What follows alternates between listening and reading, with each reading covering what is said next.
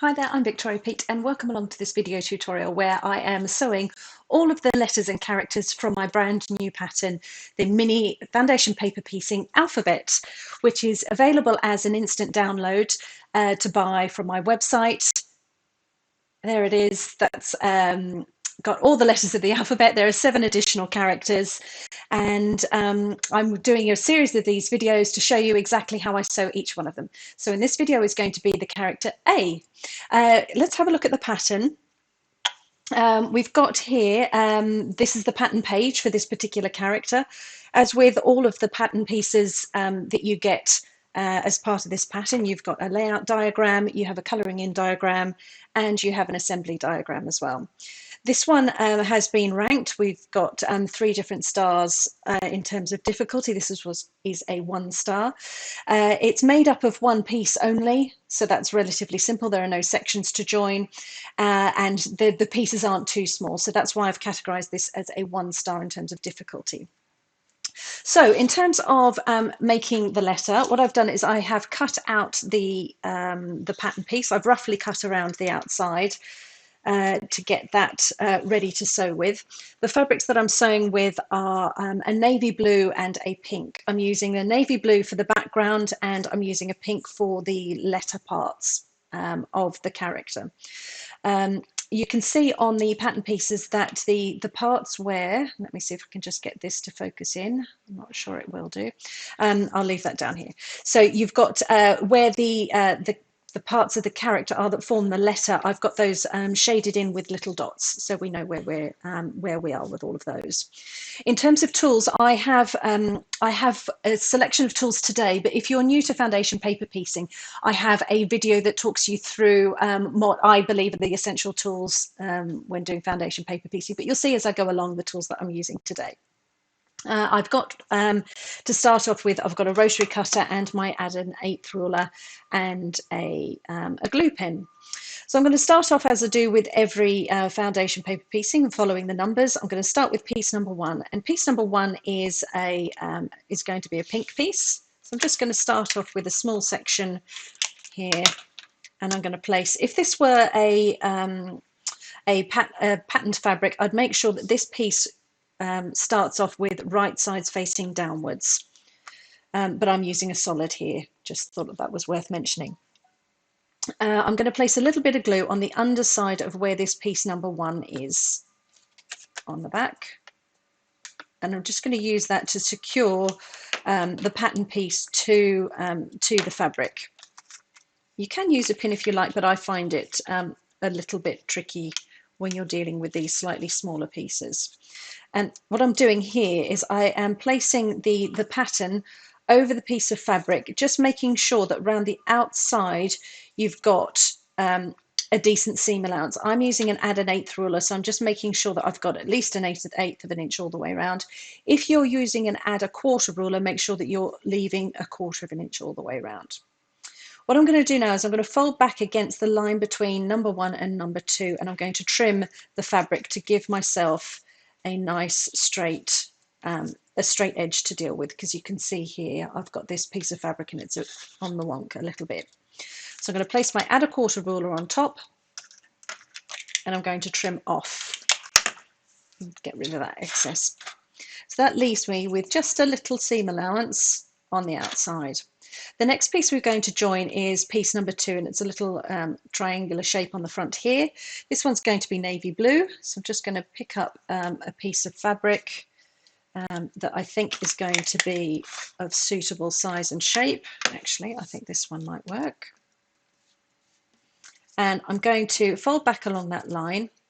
Oh, wrong way around. I'm going to fold back along the line between 1 and 2, and I'm going to place that raw edge up against a raw edge, straight raw edge on this piece of fabric I've got here. And I'm just going to check underneath just to make sure that when I flip this and press the fabric back the other way, that this number 2 section is going to be covered.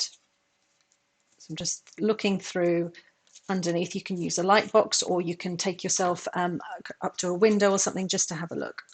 I'm now going to take this across to my sewing machine.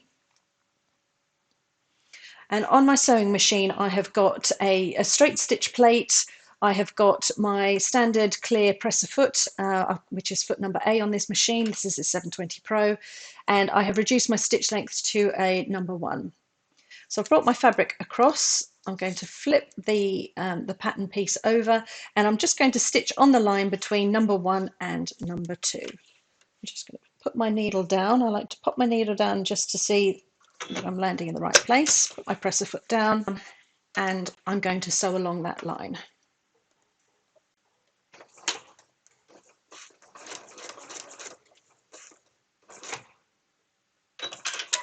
Trim the thread, and I'm going to go across to my ironing surface here, and I'm going to press this, and I'm going to press the fabric away from piece number 1. You can finger press or you can use a roller, but I like to use an iron.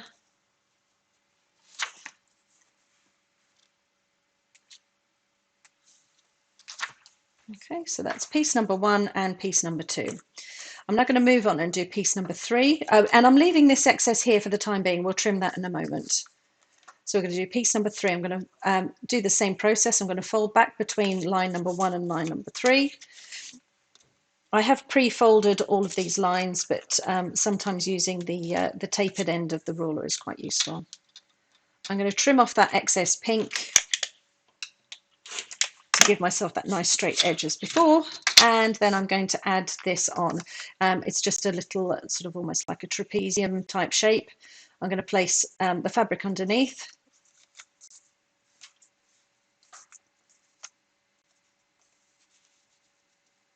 Line that up with a nice straight edge. Then we're going to take all of this across to the sewing machine. Across like this. And then I'm going to flip the paper back across, and I carry it across like this just so that I can make sure that when I've moved it, that this top piece hasn't come away from this bottom piece, because that can very easily happen. And when you're dealing with something like 1/8 of an inch, it's very easy to just move it a little bit and realize that you'll end up realizing that you're not sewing in the right place. So pop the needle down and sew across.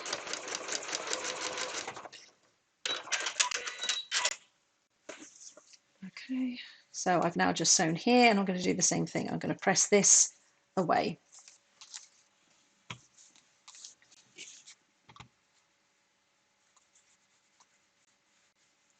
And then we're ready to move on to piece number 4. So section number 4 is one of the upright sections of the letter A. So I'm going to fold back along the line here between 1, 2, and 3, and 4. I'm going to fold back along there. And I'm going to do the same thing as I did before. I'm going to trim away this excess. So rather than dealing with lots of tiny little triangles and rectangles of fabric, I'm just using a bigger piece of fabric and trimming away as I go. So what I've done is I've trimmed down this section, and then what I need to do is across where piece number 3 will eventually join with piece number 8. So I'm going to fold back against the line between 3 and 8, and I'm going to trim across in this direction, because I've just trimmed down this way, and I'm going to trim across in this direction. That just removes some of this excess from behind here. So I've taken off the seam allowance here and a little bit here. We'll deal with this part a bit later. So piece number 4 is pink. So we've got, oh, that's quite a nice big section there. I'm going to place that up against a straight edge, and I might do a straight edge that's running on the grain. Okay, and then I'm going to sew along the line between 1, 2, and 3 and number 4. I take that across to the machine.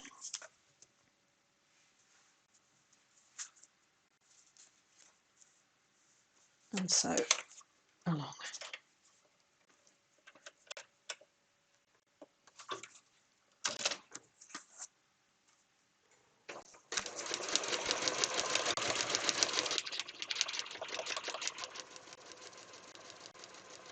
Okay, and we will just press this one. Press it flat and press away.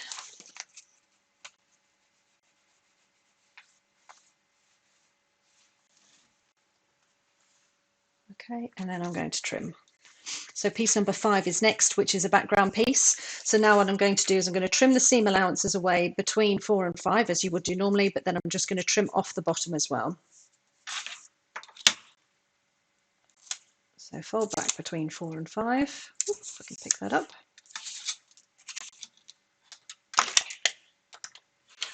And I'll trim that off, and that takes away that excess pink. And actually what I might do is just try and trim off this excess here between 4 and 8. I'm going to trim across the bottom here because then that will release the rest of this pink here.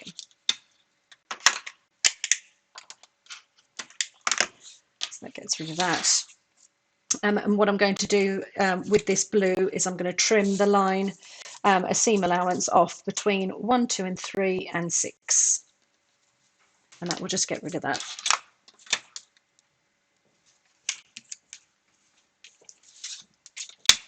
Use my add an 1/8 ruler. And gets rid of all of that lot. You see it's starting to come together. So we're going to do this number 5 here, which is navy. Let's get rid of some of these scraps. I'm going to take a piece from these two. So I've got quite a big piece here, so I'm going to take a section from here to line up on that straight edge. Just making sure. This time you need to be aware that piece number 5, and if I swivel it round, you've got the piece number 5, but you've got a 1/4 of an inch seam allowance on this side. So if you're using your add an 1/8 ruler, just bear that in mind, that when it comes to the pieces that sit on the very outer edge, that you're allowing the 1/4 of an inch, not just the 1/8 of an inch. So that when you fold this back, if you have a look here, this pattern piece here goes, this section here effectively runs through to the edge of the paper. So the section here that I'm looking to make sure it has got fabric behind it, a bit of a dodgy pen, isn't it, is this section here that I've coloured in. So the piece of fabric underneath needs to be big enough to account for that. So I'm going to line up those edges. Bring it across to the machine and sew along the line.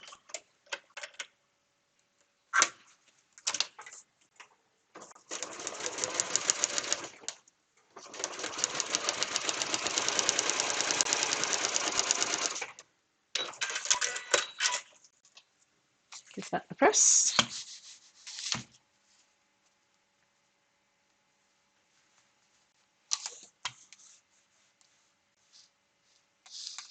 And fold it back. Okay, let's trim the seam allowances. I'm going to trim just roughly just the other side of this dotted line, and across the top I'm going to trim between number 9 and the rest of the block. So I'll fold back, use my add an 1/8 ruler. Okay, so that's starting to come together. So we're just following the numbers here. We've just done number 5, so the next one is number 6, which is again one of the upright sections of the letter A. So I'll grab a slightly larger piece of fabric. I always keep all these little bits, particularly with some of the more complicated letters within this pattern, use small bits of fabric. So we'll just keep those. So I'm folding back and finding a nice straight edge. Just flipping the fabric back just to see whether it's in the right place. I think I could go slightly left to use a bit less fabric. Take it over to the machine.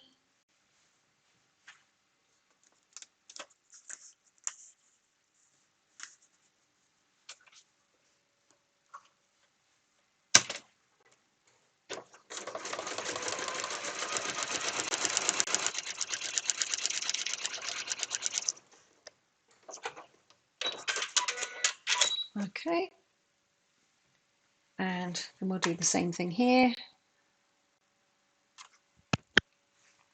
Just give that a press.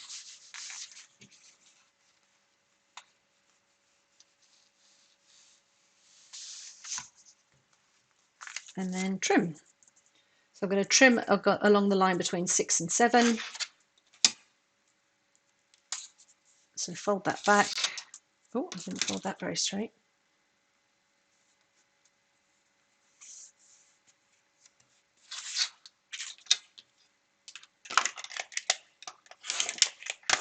Trim, and then I'm just going to, we're going to do number 8 next. Oh, sorry, number 7 next. But I'm just going to trim this excess pink off that goes between the 6 and 7 and the 8. So I'll fold back and trim that again. Okay, there's your A coming together. So now we're going to do piece number 7, which is a navy blue that sits in this corner. So I'll start with another bigger piece of fabric, fold back. And number 7 is like with number 5 in that the fabric has to extend to include this seam allowance. So just remember that. Take it over to the machine and sew on the line between 6 and 7. The shorter stitch length, I'm using a stitch length number 1. The shorter stitch length means it's a lot easier to remove the papers once you've done sewing.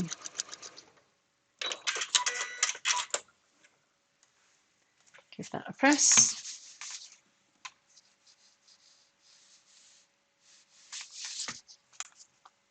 And then we're going to trim the excess fabric off and just do the last 2 pieces, which are 8 and 9. So I'll just roughly cut those. So piece number 8 is across the bottom. We'll fold back, trim off that little extra bit of seam allowance, fabric that's poking past the seam allowance.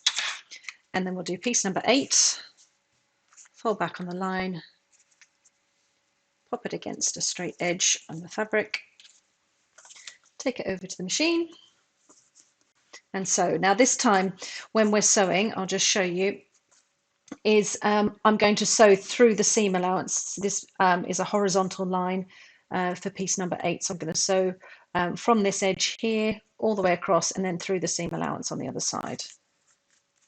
Just reposition that.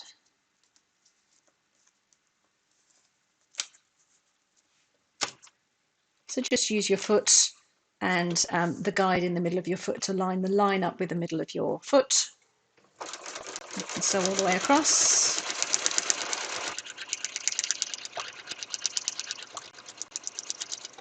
Okay, and then we will trim, or press first, sorry. Press,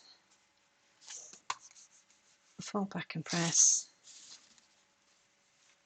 And then I'll roughly trim around the outside.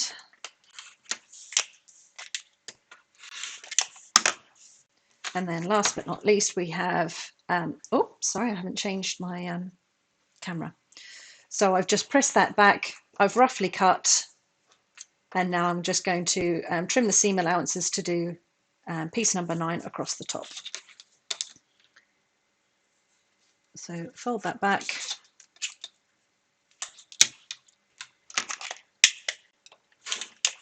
Trim, that gives me a nice even 1/8 of an inch seam allowance all the way across the edge. And I'm going to pop that on a straight edge on my background fabric. Take it over to the machine. And so again through the 1/4 of an inch seam allowance on the outside.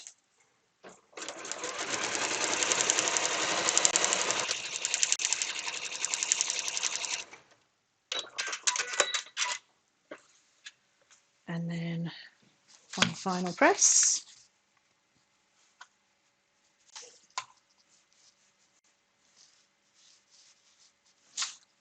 And so there we go. And now we just cut off this excess. I'll just go roughly, because this is the very last stage. Then So that's roughly around the outside. Now what we need to do is trim up to the dotted line.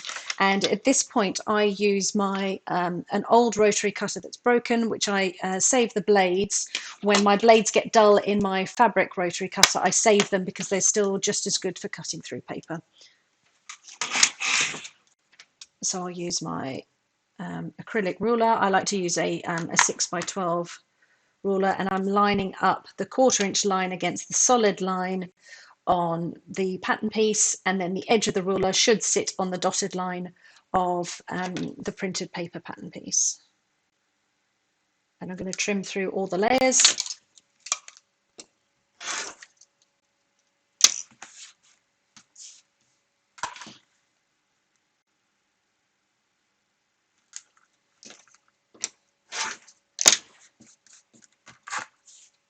Do always be careful with your rotary cutter. It's just that this one is this one's broken, so I just be careful to put the blade away from me.